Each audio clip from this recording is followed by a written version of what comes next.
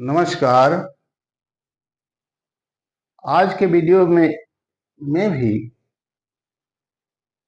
कल के वीडियो जैसा ही सिद्धांत को अपना करके मैं नवम, दशम, एकादश और द्वादश भावों की अशुभ अथवा निर्बल ग्रह स्थिति का पहचान करेंगे और उसका क्या प्रभाव पड़ता है उस पर चर्चा करेंगे, बताएंगे। यहाँ पर हमने भावों से जो महत्वपूर्ण विषय है उसी का चर्चा कर रहे हैं, न कि सभी बातों का, क्योंकि विषय तो बहुत से हैं, विचारणीय विषय तो बहुत से हैं। इसलिए एक भाव से बहुत सी बातों का विचार किया जाता है, बहुत से विषयों का विचार किया जाता है। उसमें जो प्रधान विषय है उसी की हम गत वीडियो से चर्चा करते चले आ रहे हैं।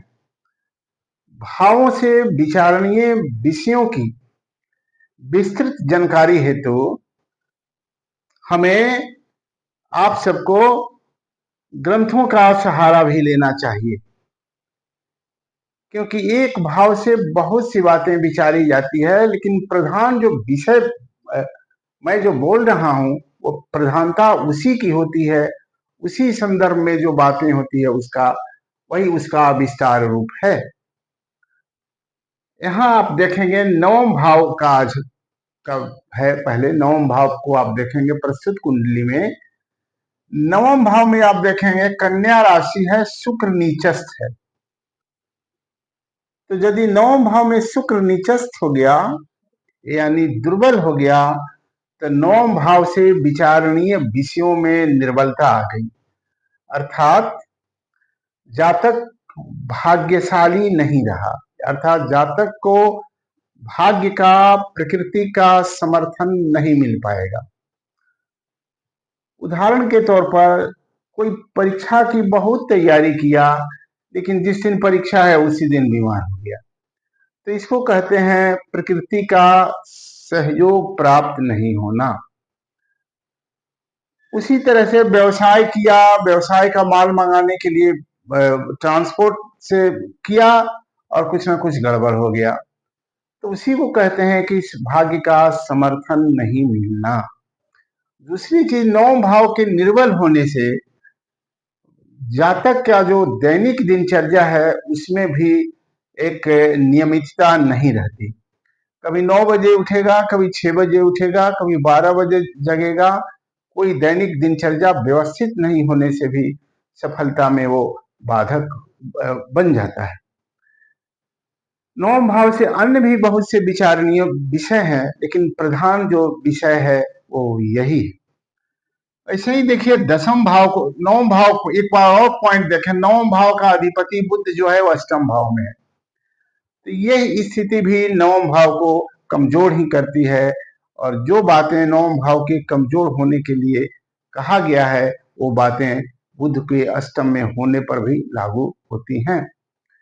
अब चले दसम भाव को देखें। दसम भावाधिपति शुक्र जो है वो नीचस्थ है और दसम भाव में सूर्य नीचस्थ है। तो दसम भाव के दुर्बल होने से और नीच ग्रह होने से जातक को नौकरी और सेवा कार्य छूटने की संभावना रहती है।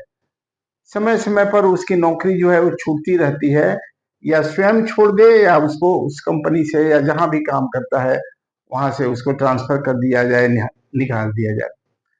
सूर्य यदि दुर्बल दसम भाव में है तो नौकरी में, सेवा कार्य में सम्मान का बोझ नहीं होता, उसे अपने मन के अनुसार और सम्मानित जो है वो कार्य नहीं मिल पाता। दसम भाव पिता का भी स्थान है।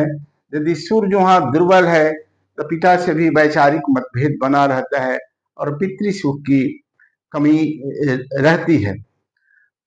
दसम भाव के मान सम्मान का भी स्थान है।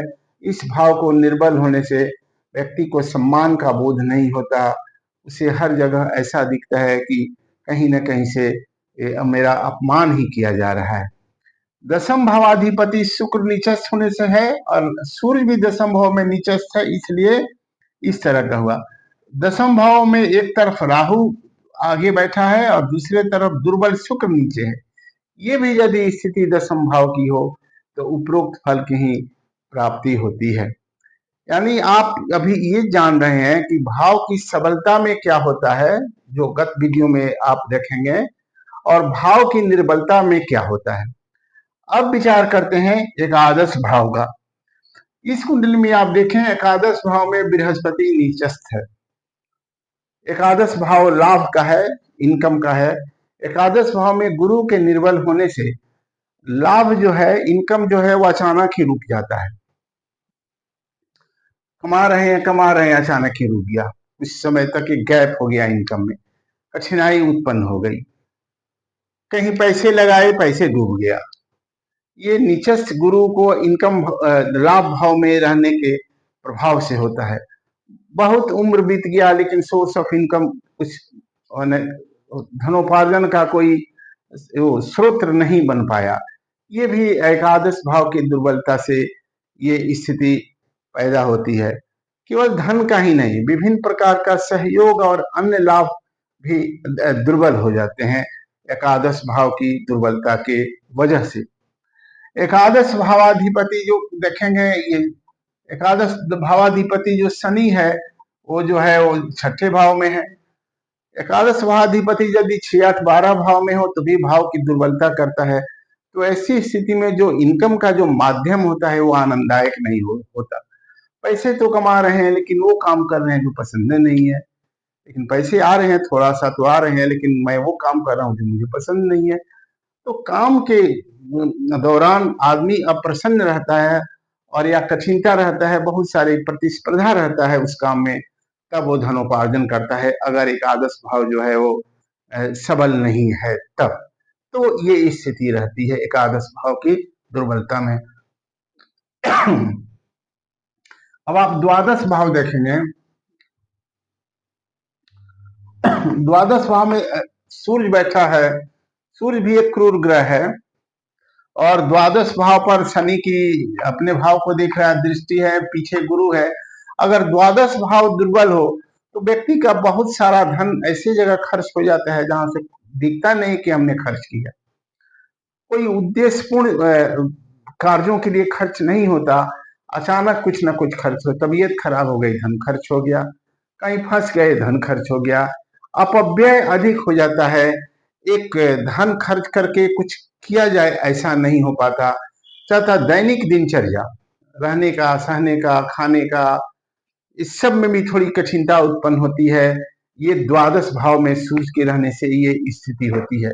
आपने जाना कि भाव जब निर्बल हैं तो क्या क्या फल होते हैं, और फिर अगले वीडियो में हम ग्रहों से संबंधित बताएंगे कि सूर्य यदि कि क्या गुणस्वरूप है, क्या उसका कारकत्व है, और निर्बल और दुर्बल सूर्य जो है वो क्या क्या